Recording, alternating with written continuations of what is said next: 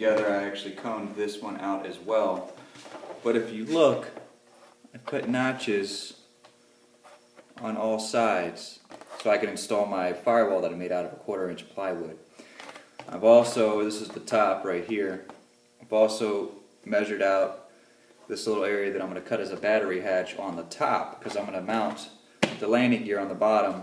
And that was one of the flaws on the yellow biplane, was that the landing gear kind of got in the way where I wanted the battery placement and everything like that. So I'm going to have that on top, and I'm also going to have another hatch back here for servo electronic access, but it's going to be pretty small, so it's not going to be as long as it was before. And just alterations from what I've learned in the past on the other one. Mounted the top wing on, or the top horizontal stabilizer on. As you can see, it's very sturdy with that balsa on it.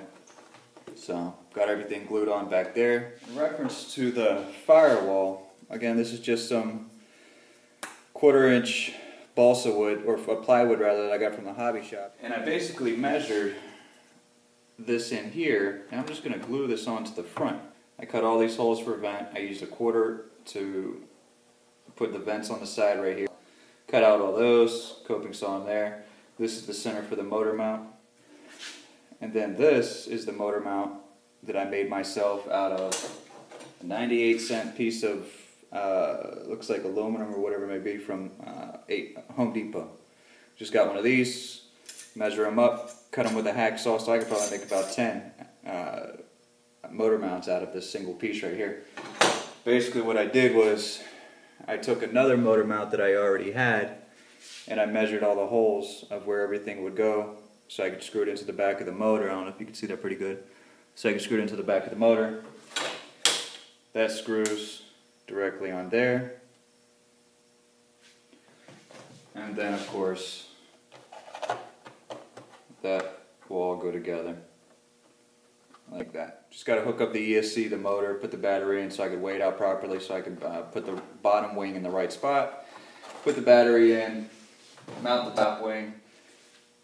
I made these stabilizer bars similar to the one that I have on the yellow plane.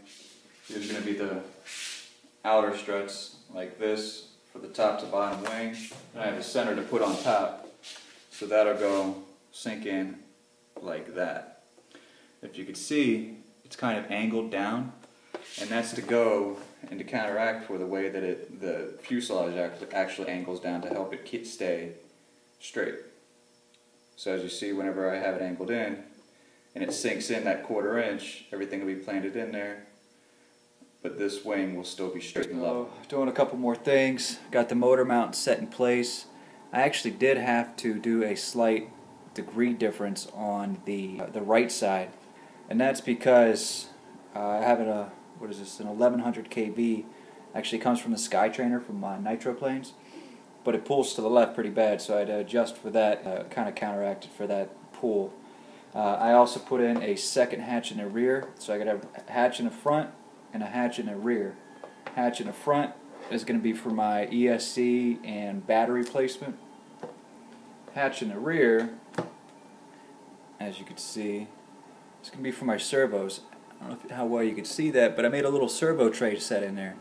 And that's basically, again, just out of foam board. Used an old key access pad that I had. Cut that in there so I could screw the servos in pretty good.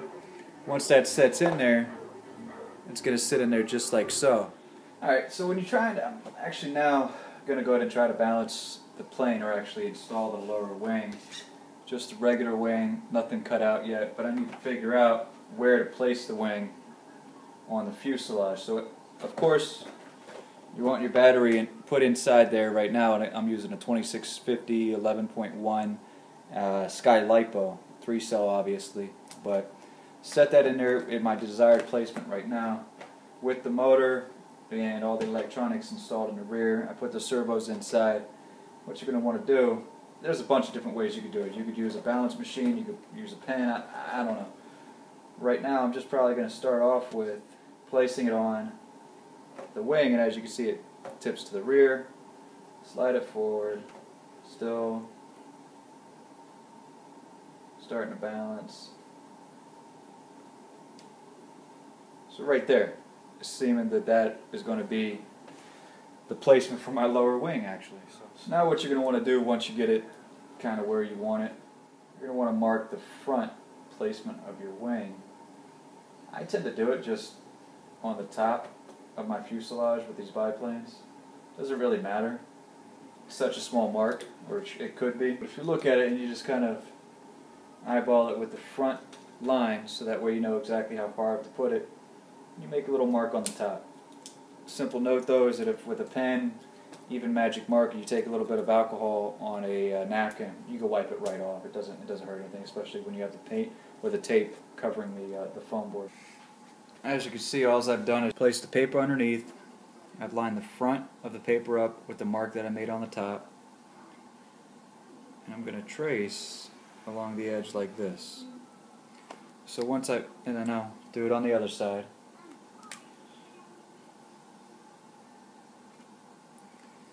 And then once you've done that, and again remember the front of this paper is the front of the wing, of the lower wing. Move that aside.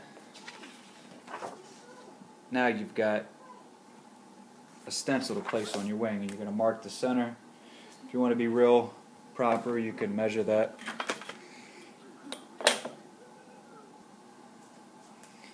And I just happen to get lucky. I got 4 inches, so I'm going to mark 2 inches dead center. Mark 2 inches dead center. Right here. Mark 2 inches dead center. That right there goes on the seam of your 2 wings for the larger wings that you've placed together. So now what you can do, and if you look at this, if you notice, here's the seam that I'm talking about. That is dead center of my total wingspan. Take this piece of paper, line it up with the center.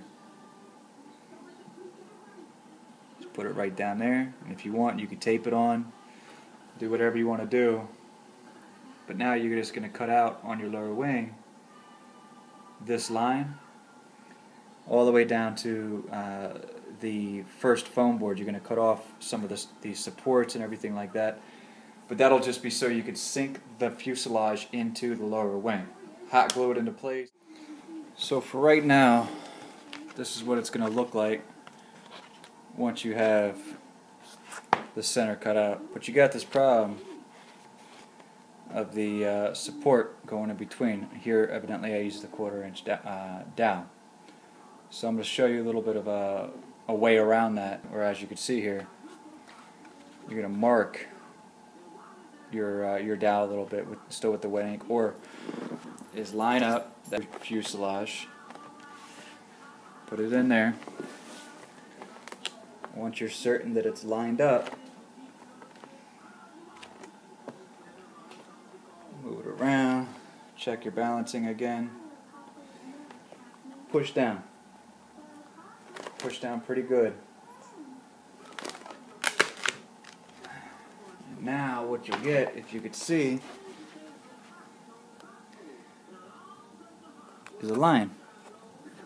Actually a line right there showing where you're going to need to cut out just a little bit to allow for the dowel to sink into the fuselage again, and for the fuselage to sink into the wing.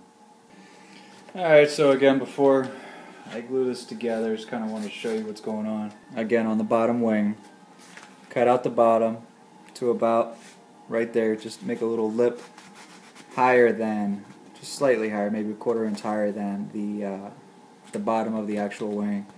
You have your area. Leave an area back here. I actually cut that off by accident, but you're going to want to leave about a 1/2 to 3/4 inch area in the back. I had to glue mine back in towards the back of the airfoil wing, the Armin wing rather, and that's because when you put that on, it needs an area to secure to. On the underside of the fuselage, what you're going to want to do is, after you line it up, as you see this bottom line right here, is the front of my wing. So what I'm going to do, or what I did rather, was see how there's an area inside the bottom of the wing. I cut that width out under. So now when I line this up, I simply line it up with the front line, and everything goes into place. So now when I go to put it together, As you can see, besides that small little area right there, which if you use some glue and glue that down, it'll stay underneath. Everything goes together pretty smoothly. Alright, so here it is. Wings are mounted. As you can see, you got the staggered effect. Wings are roughly 46 on the top, 44 on the bottom. Kind of put this little blue stripe on the top to make it look as a canopy would, or if you will. But that's the way it looks from the side. It's just basic. So, I'm gonna go to finish up the linkage rods. Gonna make some final details down there. So looking at this now, I realize that there's a lot that I did not show in between the balancing of the wing and the final production. But this is kind of my final production, minus a few small minor things. I have the actual spinner with the prop mounted. I have I've already mounted the wings, basically done everything. This is the final product. I've added the ailerons, cut the ailerons, added, if you can see here, all I did was use popsicle sticks. I cut them and hot glued them into place to show the control horn here, and then the slave rod from the top to the bottom, same difference. So on the top of the bottom, we did the popsicle sticks, maybe about an inch back. The main thing is here, though, with these quick release, easy connect deals that we did right here, you really have to make sure that you drill the holes ahead of time, or else it's just a pain in the butt to drill them afterwards, and it just actually might even crack it, which I did on a few. So we got the control slave rods here, the control horns down there. Another thing that I noticed is, originally, whenever I did this, whenever I actually did the ailerons or the elevator or any of the control surfaces, I did it with duct tape on the bottom, and it just made it so stiff that the servos did not want to move them at all. So we actually had to cut all of them off and just do a single layer of either packing or scotch tape just across the top, and it holds perfectly. Everything is just way better, and it moves with ease now, so we're good to go. If you can see inside here, there we go. If you could see inside here, this round control horn moves with the rudder to make it steer. I actually just tested it out, and everything works very, very good that way. Alright, so here's all the control surfaces. Left is left, right is right. As you can see, perfect. Elevator, rudder,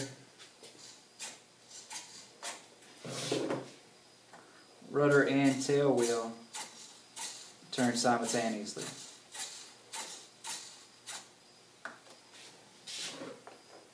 And obviously the prop.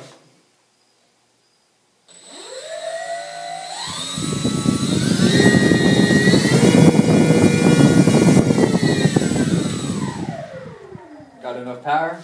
The maiden flight is tomorrow morning. Okay, this is the maiden flight of the biplane that I've been building for way too long. Let's see if she flies.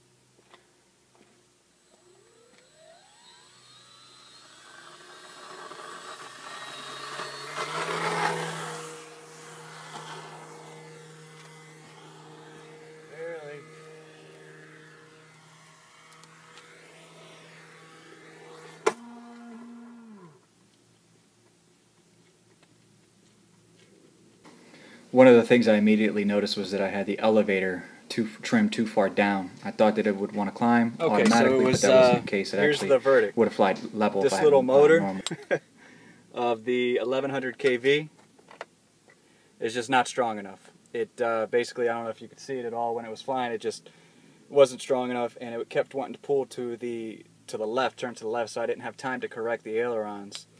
But the plane, all in all, is put together real well. It only broke off the landing gear, which I'll just glue that back in. It broke the prop, but everything else is perfectly fine. It'll live to fly another day with a stronger motor.